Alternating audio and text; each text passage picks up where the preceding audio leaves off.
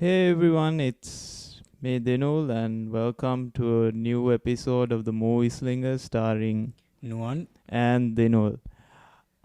So I think after our sort of uh new we call it a New Year's episode or our best of Our 2023. best of 2023 episode, yeah?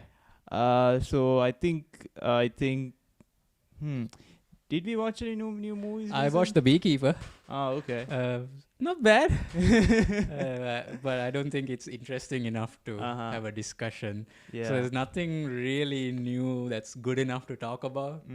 Yeah. So we thought maybe we'll talk about an older movie. Yeah, we thought because I think last time in our list we talked about Godzilla minus one. Yeah. I don't know if it's out yet. I heard that it was still going for an extra week in the US. Yeah, in theaters. the US it's making a lot of money. Money. So we thought, why don't we look back into Shin Godzilla from Yeah. 2016? Toho's last live action Godzilla movie. Actually, this is like the first time I watched it yesterday. It's the second time for me, yeah. So my first Godzilla experience was that I watched the 2000s Godzilla. You mean the US one? So the Yeah. 98 Godzilla. Yeah, that was like That's I still love as a that kid movie. that was like really cool, but then like when you watch it as a grown up, you're like, ugh. Like, I have yeah. to admit I still love that movie.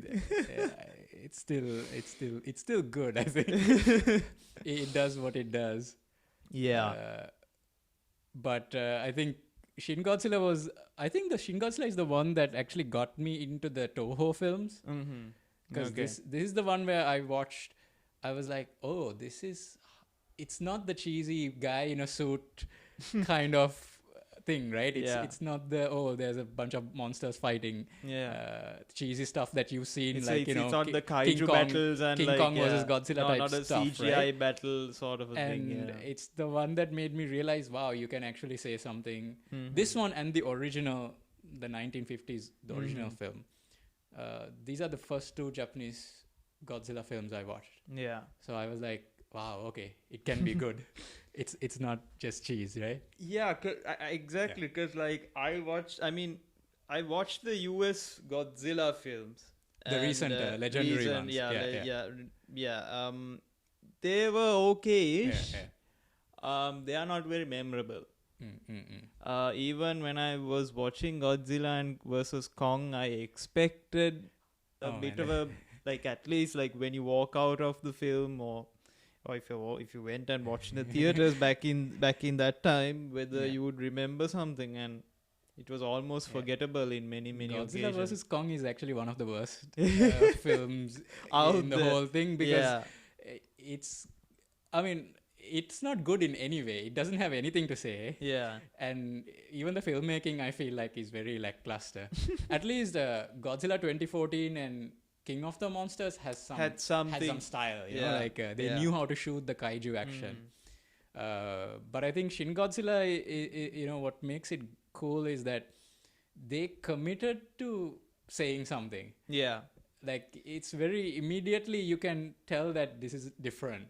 Yeah, and right? I also felt the themes were a bit more in depth. Yeah. And also it dives deep into their history. And yeah. I think it's highly critical of their bureaucracy and the government and how slow they are to react to things, right? Which is and they commit to it. Like what I like about it is like the entire film they commit to doing that. It never gets distracted. Like and also it never gets boring. Yeah. Because a lot of times when a lot of films get into this bureaucracy and all, it gets a bit boring because everyone starts talking in jargon. Yeah. And I felt this was more direct. Yes. Also, when it came to international relations with the US and all, it's also you felt that there is something at stake here. It's not just a fun kaiju battle between Godzilla and some other monster. But yeah, I mean, I really enjoyed it. I think you could kind of rewatch this once in a while. Yeah, I think you can. It had that kind of quality. Yes. I don't think in other Godzilla films you had that. But yeah, I think you should start it off because I feel like you know. Yeah, so this thing starts with like one interesting thing is that this film is not connected to any other Godzilla films. Yeah. Like if you watch the Toho stuff, and I have watched a few of those, one thing they always do is that many of the films, the ones from the 80s or even from the 2000s, they are all at least connected to the original one. So what they'll do is like in the 80s they rebooted it and they said, okay, 1984 Godzilla, this is a direct sequel to the first one. They got rid of everything else in between and said we are, which is sort of like what they do in Halloween. Exactly. Halloween and a lot of these recent legacy sequels, right? Yeah, the true sequel. Yeah, the true. And then they did it again in the 2000s. There's like Godzilla Millennium or something, and they said, we are again the direct sequel to the first one. But I think each film is done by different filmmakers, and but Shin Godzilla is the first one where there is no other Godzilla. This is the one, right?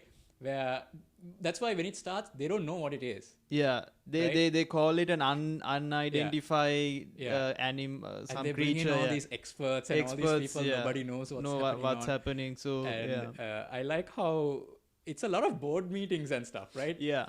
And it's overwhelming, right? And you're like, you barely see the creature. Yeah. And it's mostly inside these buildings. People discussing about handing documents and trying to look at the... They're trying to pass new legislations and laws. Yeah, because they realize that they can't bring in the military because it's a civilian area. Yeah. And then they are discussing the law. Are we allowed to bring in the military or not? And also, interestingly, when this film starts off, everyone thinks it's an underground, like a volcano erupting, or either some sort of a thing. And then you see this tail kind of pop in from. And I love how it starts, right? It starts with the first thing you see is like the blood coming out of the tunnel, falling into the tunnel, and there's like it's almost like a found footage kind of thing, right? Yes. Where people are scared and running and also I like this conspiracy angle they brought in, and one of the ministers were like, it's actually a creature in this, and everyone's like, you need to stop joking, like this is just some well, I mean that is that's the how reaction, right? You like people record and you know, like, and then they bring in the experts, and the one guy is like, we can't verify this these photos and without images. Without actual evidence. So and I like how they just their inability to make a decision. They are like just discussing things in committees. It's, I mean, I think any country can, even our country especially, we can relate to that. Bunch of politicians and bureaucrats discussing things, but nothing gets done. And meanwhile, this thing is going and a lot of phone calls. They call this department, and then they're like, okay, we can't do this because of these issues. One issue I had is, okay, this is not a problem with the movie. It's the thing I watched. I think they give titles of people who are speaking. Yes, they do. But it's in Japanese, so I don't know who they are. Like it's giving. I'm guessing it's giving. Oh, this is the minister of this. This is the department head of that. But I didn't know who they are, so I had a bit of a trouble because all the titles are in Japanese. So when I was watching, and it's really tough to find subtitles. Because subtitles are a bit weird. weird. But the ones which I found, every time someone spoke, like after whatever it gave their name. They gave their name and they gave their kind of position. Okay, Minister of Internal Affairs. I mean, you can't really remember everything because there's so much going on there. But I think part of the thing is they are overwhelming you. Because one thing I noticed was when a lot of people are giving advice to the Prime Minister, we see it from his point of view. They are speaking to us. And so it's almost like we are getting we are involved. We are getting overloaded with all also, this. like, I remember in this film, there were a few scenes where the military is like, okay, we used the machine guns on Godzilla and it's not working, and he says it to this woman, the woman says it to the Prime Minister. So every single thing, goes on like through, there's a delay. Like, he doesn't directly tell I mean, they're literally in the same room, the Prime Minister and everyone else is in the same room. But when he's saying it, he says to this other woman, I think she's a secretary or someone, and then she's like, oh, Prime Minister, okay, we shot missiles to Godzilla and it didn't work. And then he's like, okay, you know what? It's a chain of command. It's very long, there are a lot of layers in this. Yeah. And they're highly critical of that. I think that's a real issue. That's why they were. I think also it was realistic, right? Because even I think when we go through this film, so initially the first incident is this Godzilla kind of comes into the cities of Japan, and then it goes back. I think it was evolving in middle, and then it kind of went back to the sea. Yeah. And after the initial first thing, everyone is like wondering what is this thing. Yeah. And some U.S. ambassador's secretary comes in. She's the senator's daughter or something. Yeah. And I think she's connected to their. I forget the details, but ambassador is. She's working with the embassy of U.S. in Japan, and she hands over a file on Godzilla, and also. The US is looking for this Japanese scientist who actually knew who Godzilla is and the whole story behind it. And even this scientist also knows how to kill Godzilla. So so you see a lot of somehow it's about they dumped some nuclear waste in the ocean, right? Something in the ocean, like that. But what I liked about those scenes was like each and everything was transactional. Like it felt real. Because I don't think US is kind of a country that gives over information that easily. They give the information for exchange for something else. So even there was a scene with a reporter where he said, I want you to find this person, but in exchange I'll give you this. So it almost felt like Succession in a way. And it's also like critical of like US foreign policy in a way, because they are like they tend to bully their way into certain situations, and so they show that as well. Like they're like, we are sending the bombers. And they even like the thing with the nuclear strike, right? There's a huge discussion on that. Now there's a similar thing in 1984 Godzilla, where because now that was during the Cold War, right? So they have this whole thing in that with the Soviet Union and the US kind of pressuring Japan to use a nuclear bomb. To kill the thing. And then that kind of makes sense, because back then the Soviet Union and US were the kind of bullies going around telling people what to do, right? So it was right for the time. So here you have a similar situation. You have with US, China, and Russia kind of bullying the security. And also the UN resolution, they pass on revolution in order to bomb Japan. In order to authorize that. And what is interesting though is that when that is passed, there's a nice callback to the Hiroshima bombing and all. And they show us a picture. Even the new prime minister, because what happens in this film is Godzilla comes back again to land.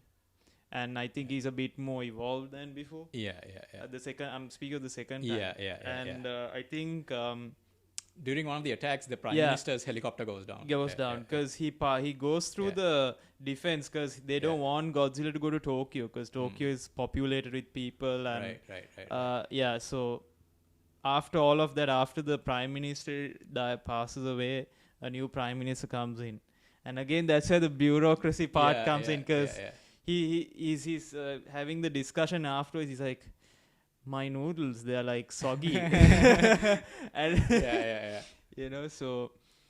And I like how the young team that finally gets everything done, they do it in a different way. The main character, Yuguchi, I think, right? Where he has like a very flat organization, and he's like, we share all the details. We don't hide anything. We are transparent, and also there's no sense of like there's no authority. There's officially a guy in charge, but we are gonna work like we are a team. And they mentioned this line. They said we bring in all the lone wolves and the nerds and the weird people in, and they kind of show shots. They're just bringing in everyone who can contribute. I guess. That's like the most like corporate Avengers assemble you ever see. But I think that. Trying to say, okay, you know, we need to get rid of the red tape and because get some young people who can make decisions. Because after the first attack, they took a lot of time to react onto it. And I think Yuguchi he makes a statement about the the Imperial Army back in the day or something. Yeah. I forgot exactly what he says, but I think he's talking about World War II, where Japan, I mean, their army was in charge, and a big part of the mistakes they made, especially after Pearl Harbor, I think, was that they didn't know which thing to do. Like they were caught up in the bureaucracy. They were like unable to make quick decisions. Yeah. So which was one of the reasons that they lost. Yeah. Right. So I think what he's talking about is that we are taking so long to make these decisions. Yeah. And and we need to be better than that. Yeah. So, because before that, one of the ministers. So that's a scene in the lift where all these bureaucrats and the politicians are in one lift. And one of the politicians jokingly say that, once we kill off this Godzilla, let's take its corpse and remake Japan. And that's where I think that line comes in, because that also shows that some people don't take it very seriously in very intense situations. And it's actually funny. Like a lot of these scenes are like, when you see how long it takes them to do something, it's actually kind of funny to watch. Yeah. Which is different from any other Godzilla film. This is the one that's but I think the 1984 one I mentioned before, that when I was watching that, it kind of reminded me of Shin Godzilla, because I was like, Shin Godzilla was probably a little inspired from moments like that. But the thing is, in those old films, right, those moments are very few and far between. That's why I said they don't commit. Okay. They have that, but then they get distracted with the monster action. And then they Shin Godzilla commits to what it's doing. Yeah. It is something I applaud. I was like, Also, I wanted to ask you, what's the difference between I want to ask what's the difference between the US Godzilla and this Godzilla? I mean, physically, or the design is different. Yeah. Obviously. I felt like the head was a bit smaller. Okay, so the thing with Shin Godzilla, what makes Shin Godzilla different? Let's talk about the design a little bit. The thing with Shin Godzilla is that, the head, if you look at the face, it barely reacts to anything. Yeah. Which makes it kind of creepier. Yes, exactly. And the eyes are also like, it doesn't move. Yeah. Like it's just there. It's just kind of like a blank stare. Yeah. And like even when they're shooting at the face, it doesn't react, which is kind of scary. Like if you watch the Legendary Godzilla, which is the American one, that one reacts. And I think even in the Japanese Toho older films, Godzilla does react. I mean, you can't kill Godzilla. Yeah. But he still reacts. Oh, he reacts to attack. It reacts. It screams. And I mean, this one screams as well, but not a lot, right? Very few, right? Yeah. Like it's only when they start bombing it that it makes like a tiny effect on it, right? Usually it barely reacts, and that kind of is scary. Yeah. And another thing I like about it is that it has these different phases, right? First you have like this baby kind of phase it's going through. It doesn't really have arms. Yeah, it's kind of flapping around and kind of and also it there's a lot of blood coming out of its gills also. So and there's a lot. I feel like there's some of the imagery of like when it's coming through the water, and then you see the boats coming out of being pushed out of the river, and it kind of, I think it's meant to look like the nuclear disaster they had in Japan, like 2011 or something. There was like a tsunami. The tsunami, yes. So that, and I think the radiation part of it is probably to show that disaster, right? And so then this thing comes ashore, and there are different phases, and one thing I like is that I think they play different music for each phase. Yeah.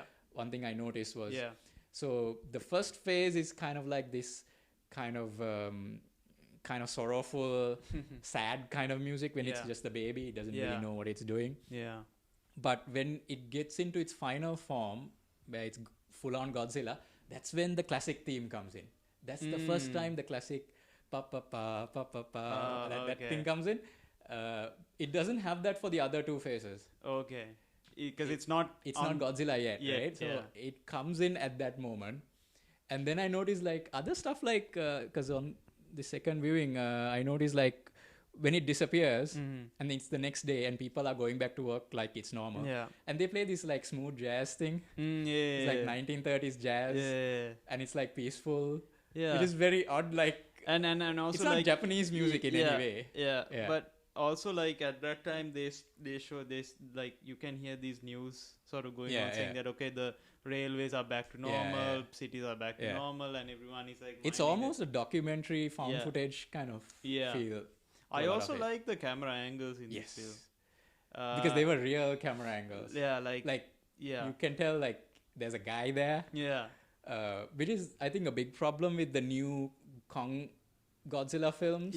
Is like a lot of it is CGI camera. It's not, the camera is sort of flying through because the air. like there was like certain angles where you could see someone's entire face in like 1/3 of the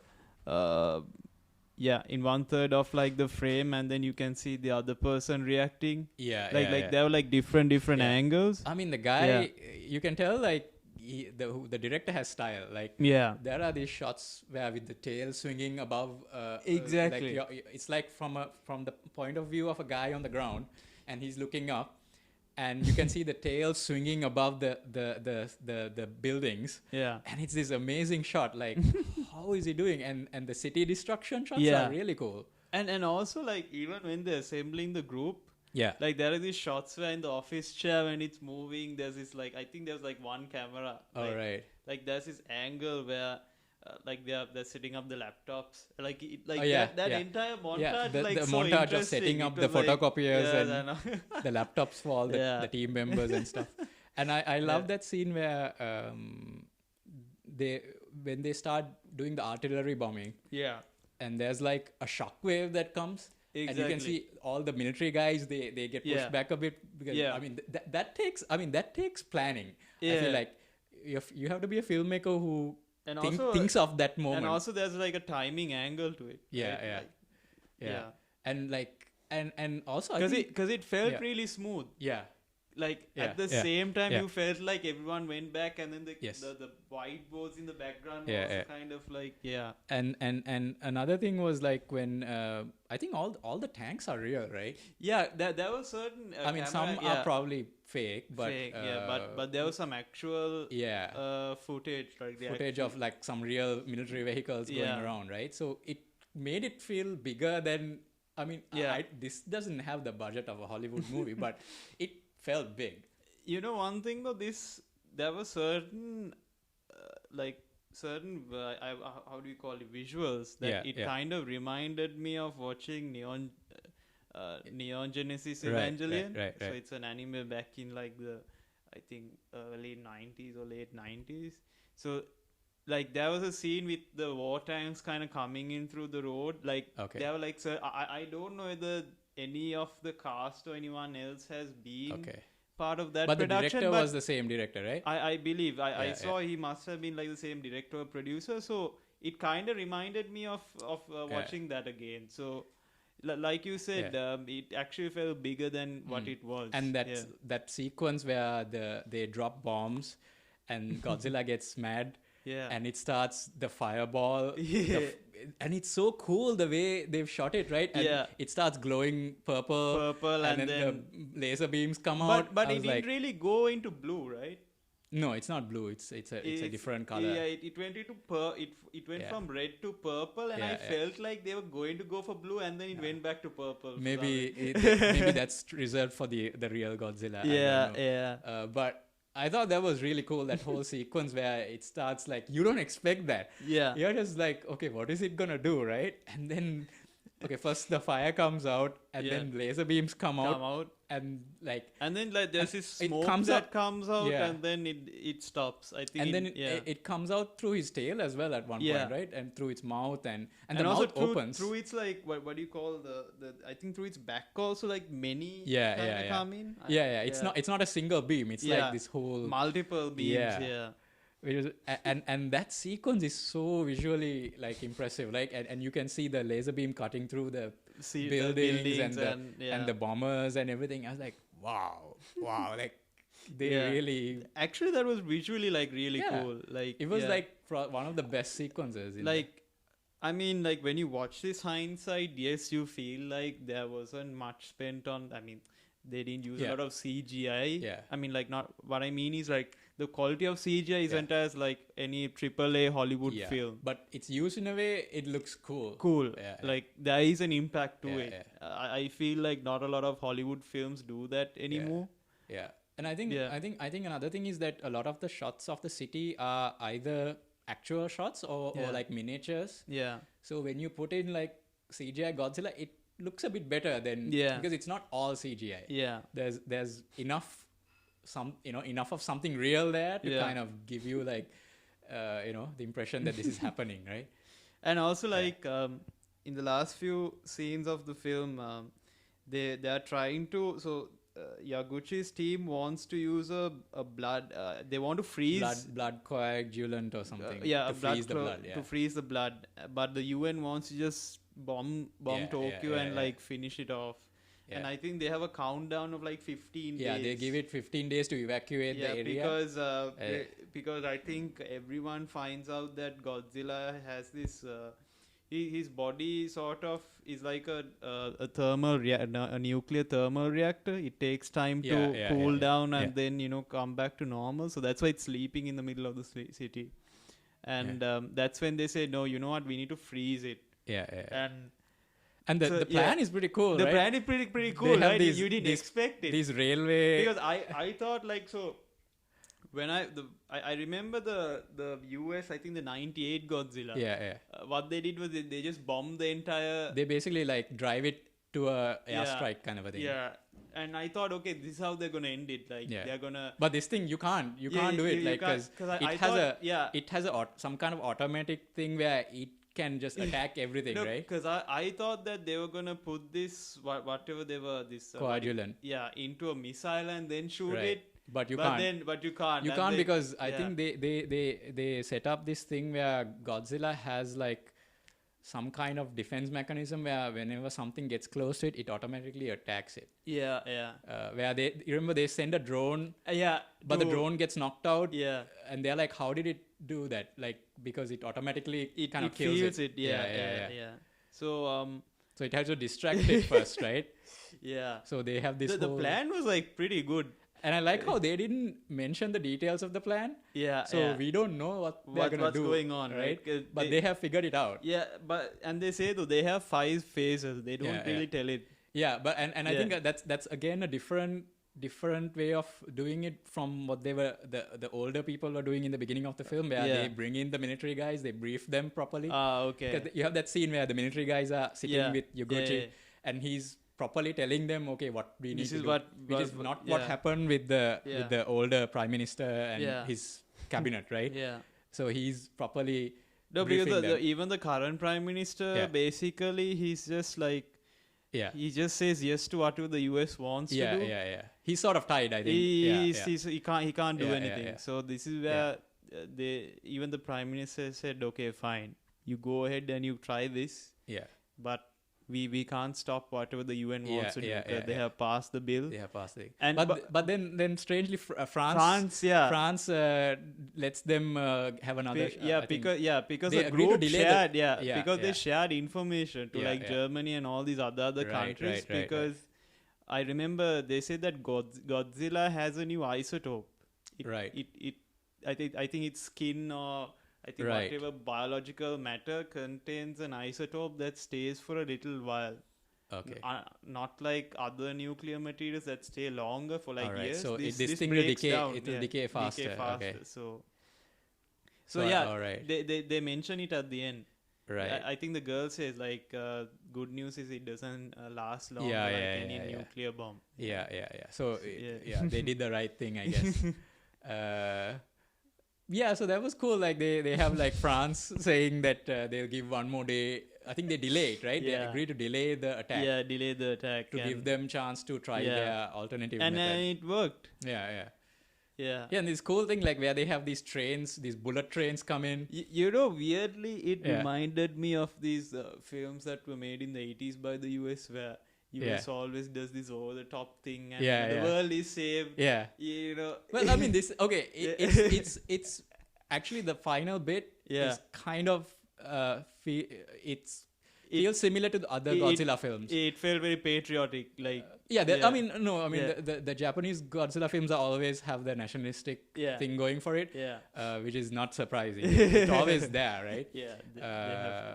It's always there, but it's usually something like this that happens in the other films as well. I've seen it. Like I've seen the 80s ones and the 2000s ones. This sort of thing is kind of what happens towards the end.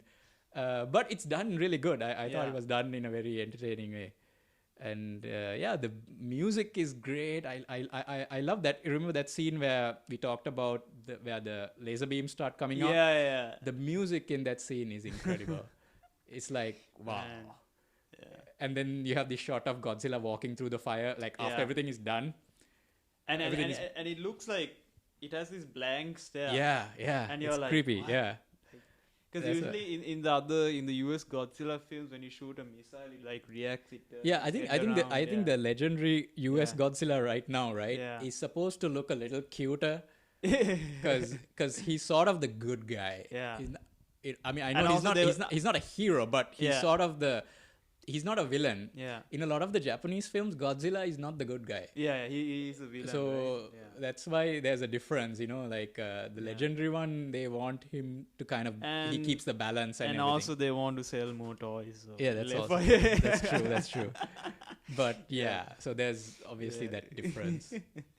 But Shin Godzilla, I think, is way scarier than even the original Godzilla. And by the way, the meaning of Shin is new or true. Okay. So I don't know whether... I think they mean it new Godzilla, I guess. Yeah. I think they wanted to separate him from the classic one, because you can't really mess with the classic one too much, because if you mess it, the fans get upset. So I think they that's why they did this version, so they can kind of take a lot of chances, do it differently, because there are no other monsters. Godzilla is the only thing here, right? It's not fighting other Ghidorah or Mothra or anything, right? So it's doing its own thing. And there's another difference I think we forgot to mention, is that when this Godzilla like shoots out its like laser and all, its jaw actually splits into two. It opens up like cool. Those vampires from Blade 2. It opens up, which is even creepier. So they definitely changed a lot in the design. You can't do this with the regular Godzilla, you're kind of not allowed to do that. So I think that's why they gave it a different name. No, because initially when the first phase came in of Godzilla, I thought the actual Godzilla would come in and fight this guy. Oh, right. You thought the baby thing was a different monster. It was a different monster guy. I thought maybe that's how they're going to take this character. But I kind of like how they took this whole evolution thing. So if you guys like this kind of Godzilla kaiju related stuff, Shin Godzilla is like an absolutely really good and film. Also like the same directors also did this with other franchises like Ultraman. I think both of us found out there was something called Shin Ultraman and Shin Kamen. I wonder if what those are like, because I know like a lot of these characters are the cheesy characters from Toho. And the other Japanese brands.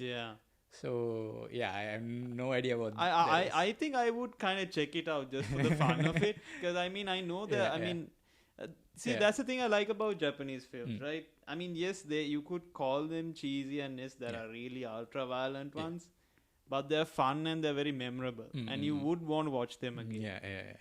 I don't know. I think America, the Hollywood films have kind of lost it in a way.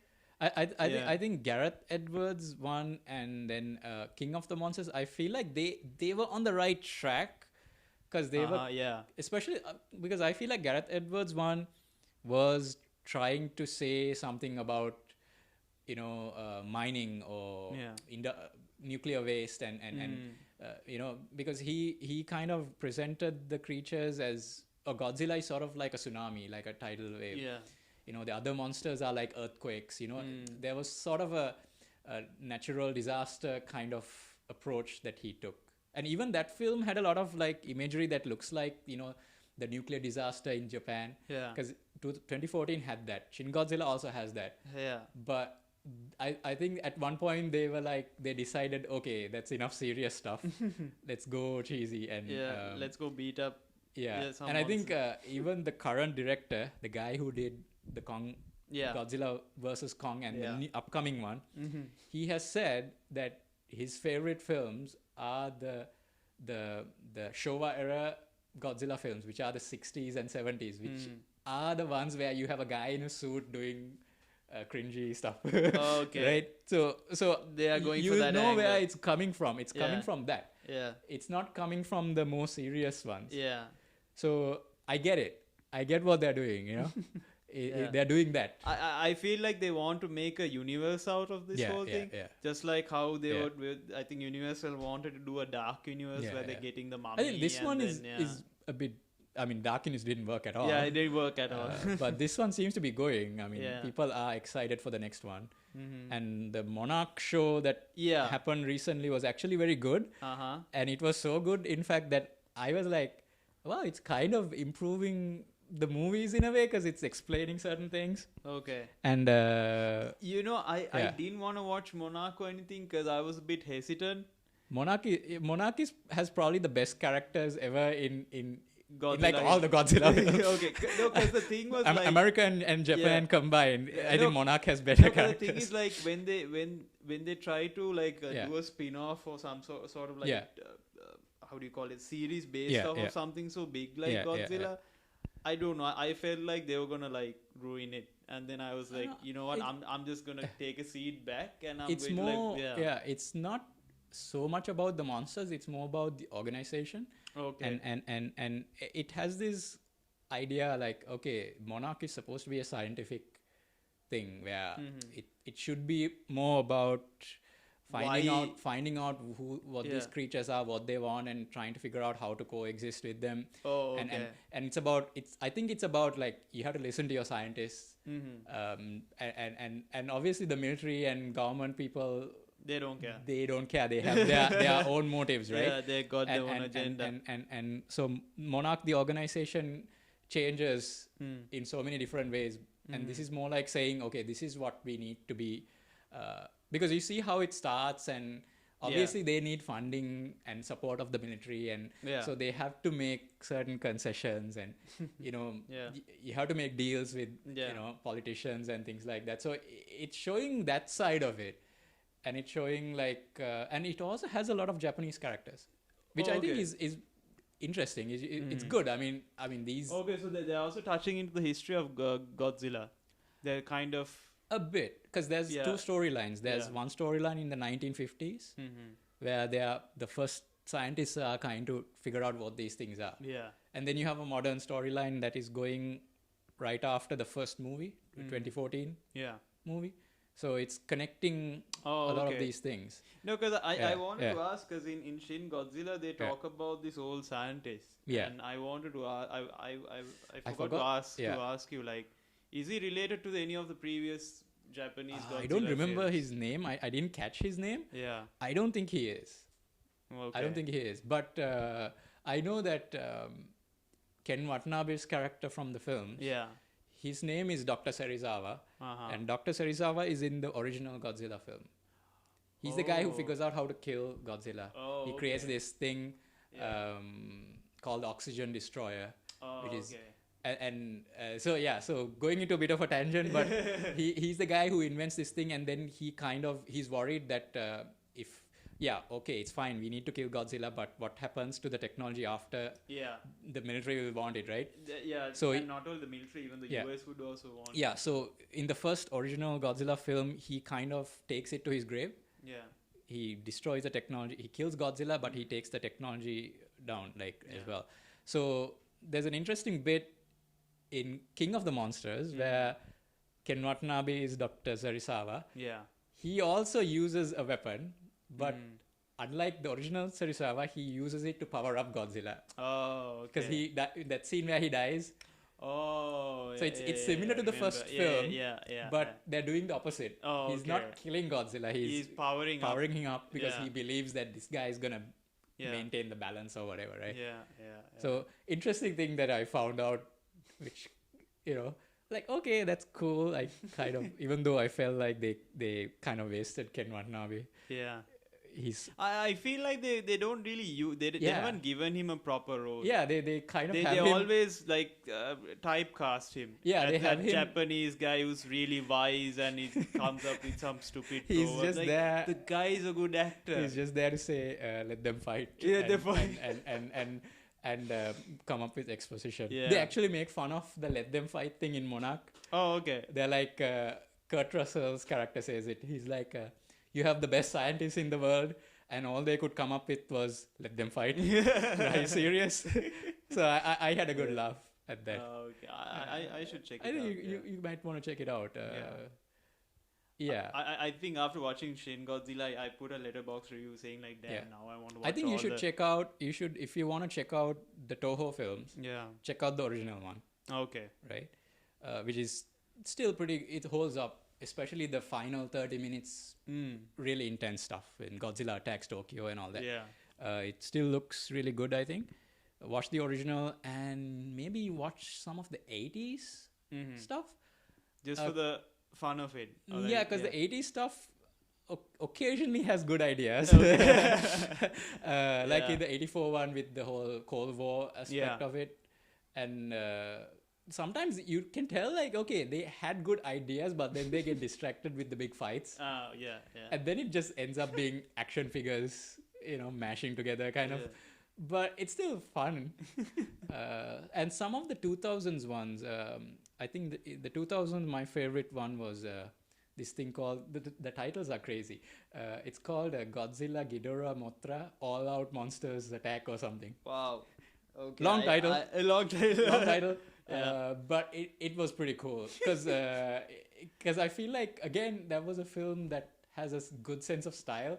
Like it cuts to those, those shots of the shockwave or those really stylistic elements. Yeah, you can tell like the director knew what the hell they were doing, right? Also, I found out that Godzilla has also had many crossovers. Yeah. Like with DC characters and like with Power Rangers and all. I think he recently killed Superman or something. I think there's a thing going on like a Godzilla versus Justice League, some kind of thing, and every episode he's going against a hero and killing them. Oh, okay. So he kills them. I don't know. I guess he defeats them. Because I mean, it's kind of unless Godzilla has kryptonite and like shoots out kryptonite. But it's kind of stupid because you're kind of not allowed to kill Godzilla. Yeah. So it's something like that. You can't really kill him. Like even in the Japanese films, like they get close to killing him, but never then they never. He just like goes to like the ocean and then just like goes for a deep swim. He just goes to a sleep and comes back in the next one. They get close, but they don't kill him. Or they kind of bring him back in some crazy way. It kind of reminds me of Halloween, but it's sort of like that in a way. Yeah, so after destroying stuff, he just kind of walks into the sea.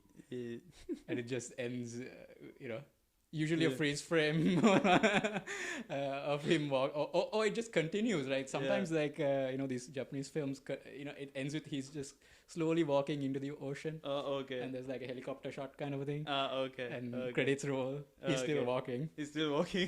Yeah. So you can tell I've watched a lot of these Toho films. Yeah, I think I should check them out. They're not great, but they're fun, right? Yeah. But I think that one I talked about, the one with the long title, All Out Monsters Attack one, from the 2000s, that was pretty cool. Yeah, you check it out. Yeah. I think there's also an anime. I think, right? There's a few anime films. I haven't watched those yet. Yeah. So I think we spoke a lot about Shin Godzilla and about the legacy of Godzilla himself, and also I think we also covered up about the crossovers of Godzilla. Yeah. So please stay tuned for more episodes. I think this year we have quite a lot of films to talk about. I think looking forward. So please stay tuned and please subscribe. Yes. Don't forget, whether you're on Apple or whether you're on Spotify or Google Podcasts or in any other podcast app. Maybe not for long on Google Podcasts. Yeah, not too long, until April. You guys got until April. But stay tuned and see you guys. Bye-bye.